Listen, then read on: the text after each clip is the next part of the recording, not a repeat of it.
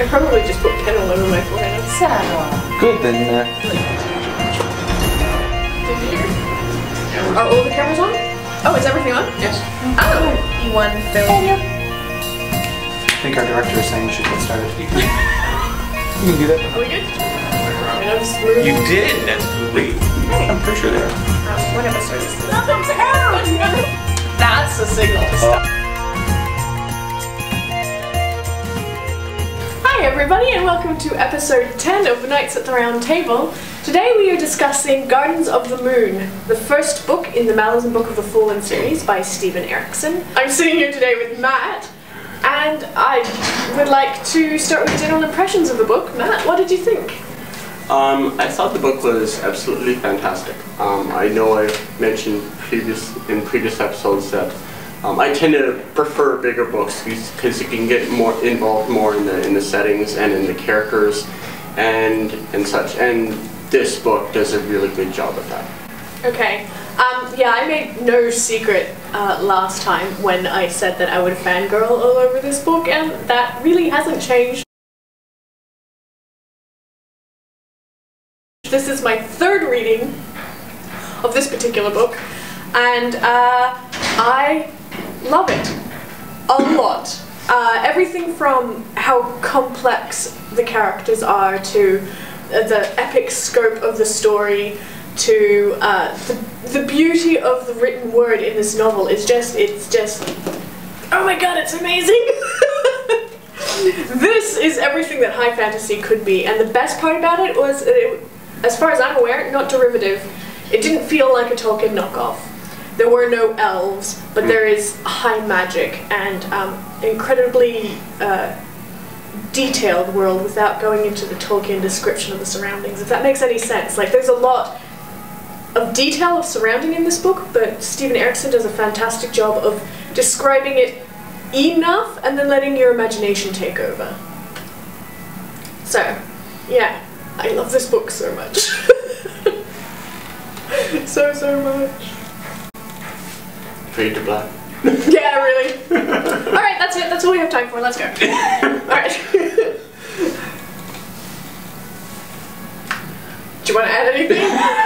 Oh, sure. Sorry. I thought that was a pause. No. Okay. So, basically, I had read a comment online about the book, and I agreed with the comment so much that I'll just reiterate it here, where the person had said that sometimes books are big because the author doesn't know how to stop, and writes over that line that where more becomes less. Other books, though, are big because they have to be, because the story, the drama, the characters are just too large to fit into a compact volume. Erikson's Gardens of the Moon is that kind of big book, and I 100% agree with that. Yeah, I agree. It's fantastic. As you said, it doesn't fill in everything there, so it allows it engages your imagination, your mind gets too involved in that, and I think that is part of the appeal of the book, is that it can draw you in like that as well. Yeah, that's it exactly. I mean, the first time I read this book, I remember being completely lost for about 150 pages because it drops you right in the middle of an epic war on a continent where the Empire is trying to take over, and the Malazan Empire specifically, and all of these names are thrown at you, and all of these places and these events, and it takes a while to sort through and sort of sink in, but once you're in, there's no escape. Like this is the book that had me seriously contemplating skipping training so I could just sit in a corner and read. And I miss that feeling with books so much. It's one of the reasons why I love reading, is just being so involved in the world I'm reading that I don't want to leave. So, yeah, that's it exactly. So, for comparison's sake, for our listeners, when was the last time that happened? Where you thought about skipping training? Just to read a book? Yes. Because for some people that'd be pretty common. Carrière almost got me there. We reviewed that. I'll put an annotation up. Because Carrière was quite good. don't remember. Yeah. I don't remember actually going, I don't want to go to training, I just want to sit and read. Because training is super important to me, but this book was just... And it was my 3rd reading. I knew everything that was happening, and I still wanted to just run away and just read. Yeah. God, I love these books. I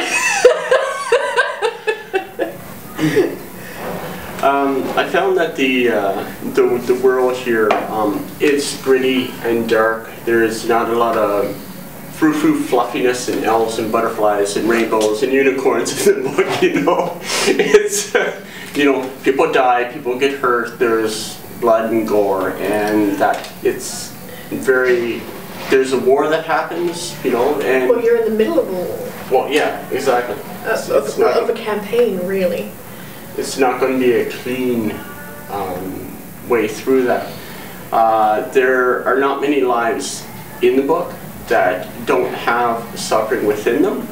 And I think that's one of the pros of this book as a whole, because it allows you to make you a bit more sympathetic to those lives.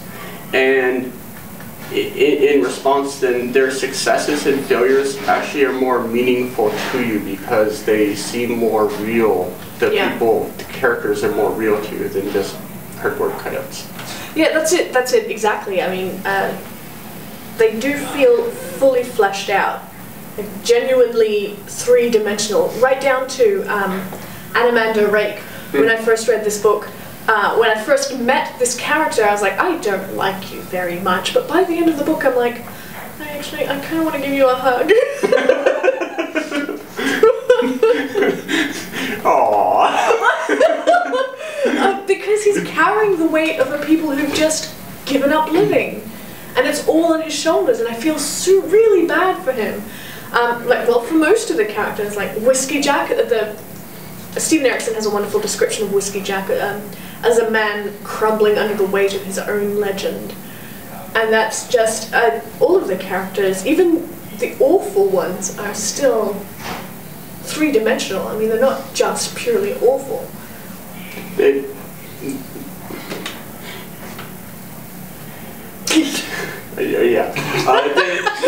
Yeah. Sorry, trouble with English, gooder, yes. English, I speak it. But even the awful, the evil characters aren't evil to their perception. They're doing what needs to be done from theirs. Yeah, no. And it's completely, their reasoning is maybe a little bit different, but what they see it in a very reasonable way. It's not. Well, yeah, that's the whole. That's what. I mean, I've mentioned this on several roundtables, but when evil goes, we are on the side of evil, so let's do evil things. I just want to go, oh my god, really? Right? But it's much more complex than this. Yeah. And part of the thickness of the book is all the political intrigue that goes on with Empress Lacine and the manner in which she uses her troops and the people closest to her to get what she wants. And then you have all the gods trying to use people to get what they want, and how everybody else is dealing. I'm in awe of Steven Erikson, genuinely, because there is just so much in this book, from character development to really ridiculous, complex plots and subplots, and the amount of detail that makes you feel like this world has existed forever.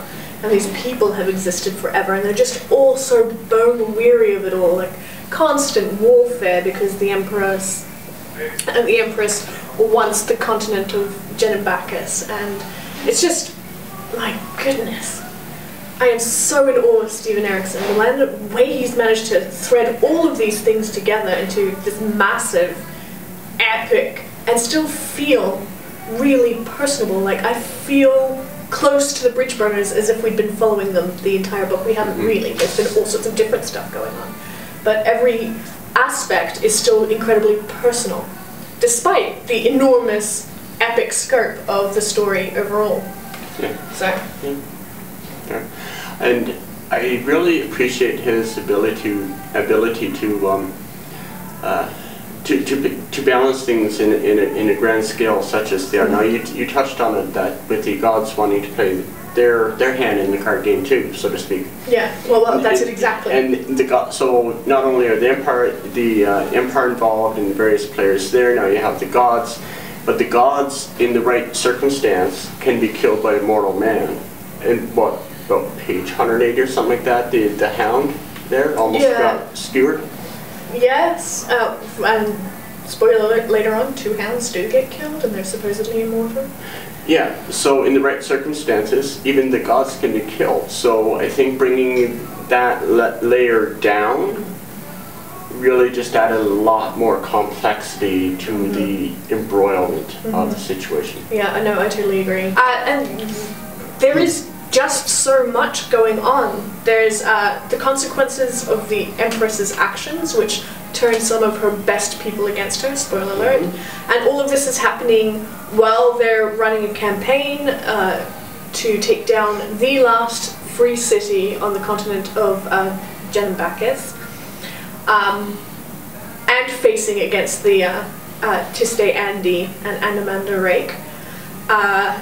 And then there is the threat of a holy war from the Panyan Seer in the south that overshadows everything, and it's just, I cannot comprehend the compartments that Stephen Erikson's brain must have to be able to sort of pull that all together. So well. So well. It's a very grand book, very worlds here, and it's like the cameras are up here and zoom in a little bit. Okay, zoom in a little bit. Yeah, that's it exactly, yeah. That's a really good way to put it. That's, as opposed to following, you know, just a kind of a set of characters as they move through this, had a very, very big field. Yeah, exactly, and there are a whole bunch of players, and I can kind of see certain influences, or not influences, but similarities, I guess. Their deck of dragons would be more or less our tarot cards.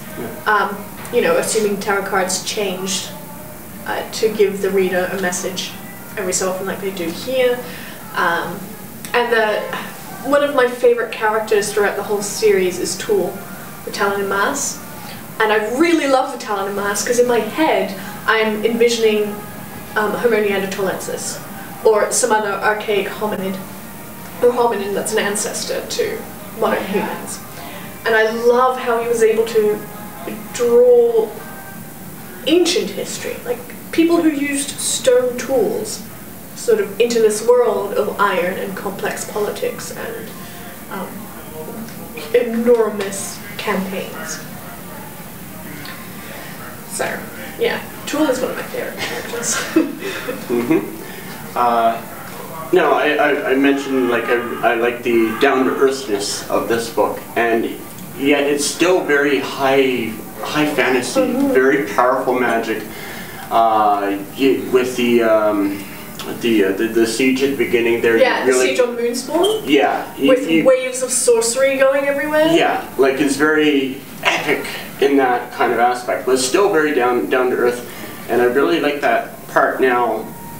As opposed to certain other books, it doesn't really feel like there's anyone really you want to cheer on in the book exactly. There might be people you might like more than others or dislike less, but not anyone that you really want to cheer for. And I really get the impression that it's kind of Erikson's way of saying that, you know, heroes aren't bred. They just don't wake up one day and say, "Who should I save today?" Yes. Where is that? Let's go slay some orc. You know, and because that doesn't happen, you know, they're gritty and covered in blood, just like anyone else. I mean, they're working people. And one man's hero is another man's villain in this book, right? Yeah. Anamanda Rake is a hero for the last free city. I'm going to mispronounce it, but I want to say Darujistan. I'm not going to try. But for the Bridge Burners, Not so much. For Tattersail and her cadre of mages, not at all. For the Second Army, he obliterated the Second Army. So even though he is kind of a hero for one people, for the Second Army of the Malazan Empire, he's not at all. And then the same goes for One Arm and Whiskey Jack and Captain Perrin, and they're heroes to their collection. The Bridge Burners, they're gods pretty much for them. The Bridge Burners owe these people so much. But they're not going to be heroes to the Empire for very long, and they really weren't heroes to Darujistan. I'm so bad. Sorry, Miss Erikson, I totally mispronounced that. And Anamanda Rake, they simply aren't. Yeah, and that's something that I find in a lot of fantasy books or sci-fi books, or just writing in general, kind of fail to encapsulate in this book as well. Yeah, that's what I mean by such three-dimensional characters. Is everyone is working towards something, and Erikson leaves it up to the reader to decide who's good and who's not. And often you will find yourself changing your mind, like I did with Anamanda Rake. I changed my mind about him at the end of the book. At first I was like, oh, bastard. And then I was all like, oh, you poor thing. It's okay, I understand why you're such a cold asshole now. Yeah. I suppose one word of warning to the listeners that haven't gotten into this series, we've touched on this. It's a big book, it's a thick book, it's very grand. And you mentioned it kind of throws you into the middle of things, and it really does. Yeah, For the first 100, 150 pages, you're thrown in names and places and events are thrown at you. And it's sink or swim, keep up or get lost, or you'll get lost in it all. You really kind of have to push past that point in order to get a grasp of the story and of the book. But the payoff is well worth it. Yeah, I think in the first 3 chapters is the Siege of Moonspawn, if I remember rightly. There are more people killed in that siege than in the entire Song of Ice and Fire by George R.R. Martin. I mean, the amount of death in this book is staggering. And you do get lost in the magnitude of it all. And all of the stuff is thrown at you, and if you don't push past it, you won't get... Well, I don't know, because even though I was lost, I think the beauty of the writing kept me. I mean, he writes very well. He puts words together in a very pleasing manner. If the quality of writing was lesser, I probably would have given up in the first 3 chapters. But I mean, his writing is just so lovely. I would read just for the pleasure of having those words go through my brain in that order. There are books that are like 200, 300 pages long, which we've reviewed, and this is about the length that it really takes to get into it. Yeah, that's true. So for there are entire stories that take place in maybe a third of this book. So for people that are used to those short books, it might be a little bit more difficult. And that's what I'm saying, Yeah, I have had people say to me, I would never read something that thick, and I'm like, oh my god, you're missing out. You are missing out! It is such a great story, you have no idea.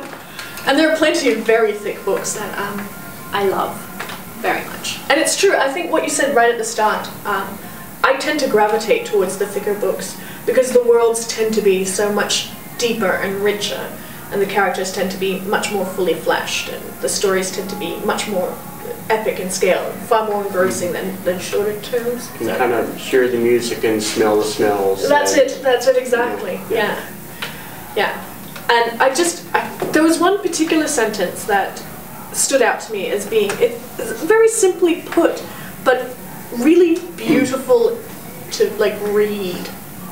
And it's the final sentence of chapter 9, which is halfway through the book. And it's really just simply, steadily Black Dog Forest spread its verdant cloak over the north. And it's simple, it's not difficult to read, reading comprehension is not, you don't need a phenomenal amount of reading comprehension to get that, but just the image it paints is really gorgeous, and the words together sound really gorgeous. So, yeah, I am fangirling so much. I have nothing bad to say about this book at all. Not even one thing. Yeah, apart apart from that little bit about you know, people that aren't used to it, like light and fluffy readers really need not apply. Yeah, it is quite dark. But beyond that, it's not mass entertainment for that aspect. But if you can get beyond that, it's a really grand book, and you'll have a nice payoff, be well pleased with the story as a whole. Yeah. Okay, any closing thoughts before we go to our star rating? Read the book. That's it! Closing thoughts. Read it! Yeah, I pretty much said everything I wanted to say about this. It is phenomenal. It is an incredibly... I don't even know how to finish that sentence. It's an incredible opening gambit to what promises to be an incredibly epic series. The series is 10 books long. It's finished. I have all 10 books. I haven't read all 10 books. I've read up to book 6, and then, you know, this show started again. So I had to put down the series, but I definitely intend to finish it, and I am not sorry I bought these books. And holy crap, this is an amazing story. Like, epic and personal all at the same time, and the characters are so rich, and the world is so rich. I am in awe. This is the kind of writing I wish I could produce. Could you both say something bad about the book? No, I have nothing bad to say about the book. I did. Oh, say it! Quick! I already did. It takes you 150 pages to get into the book. Oh. You gotta dive in. You gotta swim. You gotta catch up. Yeah, you've got to stick with it. That's true. Okay. Honestly, I haven't been so enamored with a novel since the first time I read Lord of the Rings. Yeah, that would be it. That's like... Yeah. The best part about it is it's high fantasy, but it's not derivative. And I'm so sick of reading high fantasy that is ridiculously derivative. So this was like a breath of fresh air, and an incredibly well written and engrossing breath of fresh air. So, Stephen Erikson, you're awesome, sir. I can't wait to go through the rest of the series again. Well, it'll be up to book 6 again, and then it'll be new from there. So yeah, if you were to rate this book out of 5? I have no qualms of giving it a 5. No, me either. A definite, very solid 5, if 6 out of 5 was an option. No. Well, for Tom's sake, you give it a 5.5. 5.38. Yeah. I really love this book. Pick the next one. Sure.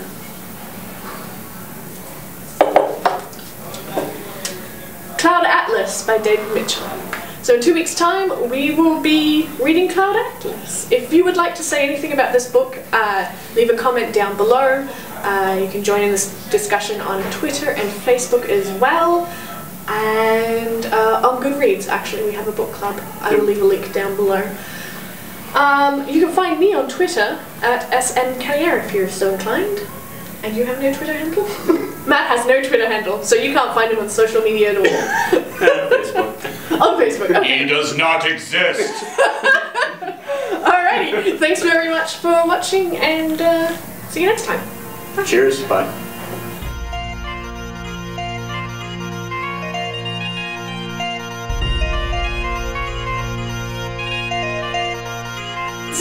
Twinkle.